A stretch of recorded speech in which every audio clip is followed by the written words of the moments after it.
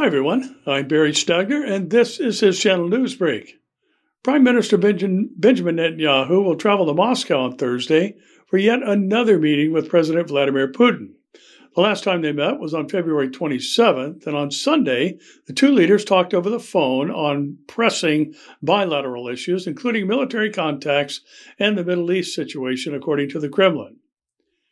U.S. officials told Ankara in recent days that Turkey will not receive further shipments of F-35-related equipment needed for the intake of the stealth jet fighter, according to unnamed sources.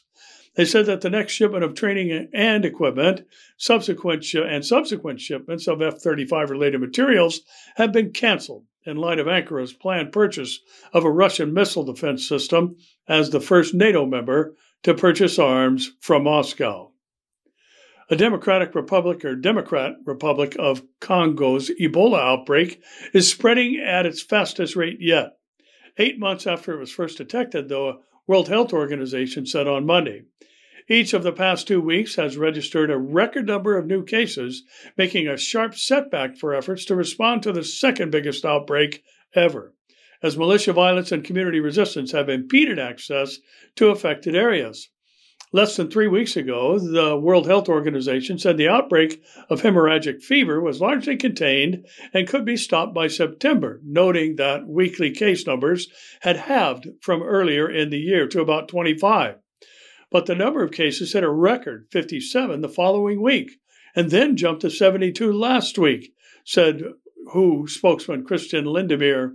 And previous records were shattered. More alarmingly, more than half of the Ebola deaths last week occurred outside of the treatment center, according to Congo Health Ministry data, meaning there's a much greater chance they transmitted the virus to other people around them.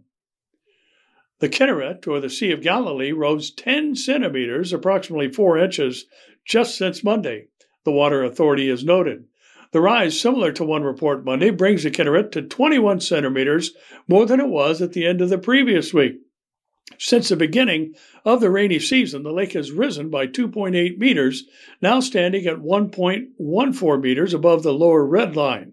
The Kinneret would have to rise another 3.06 meters to be full. The Israel Defense Forces has announced that the U.S. THAAD anti-ballistic missile defense system is to be fully deployed permanently into the Israel-based Arrow anti-missile defense system.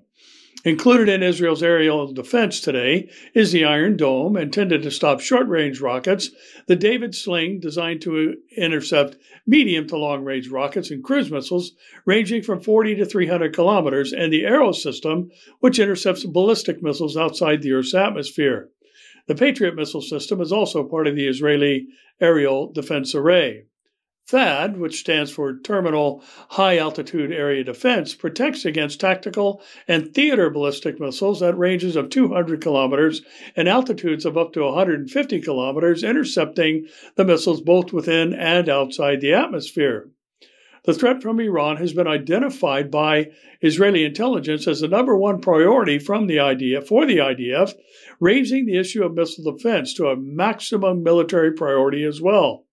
The THAAD was deployed to the Netvatim Air Base in the Negev early in March and is considered one of the most advanced systems of its kind in the world.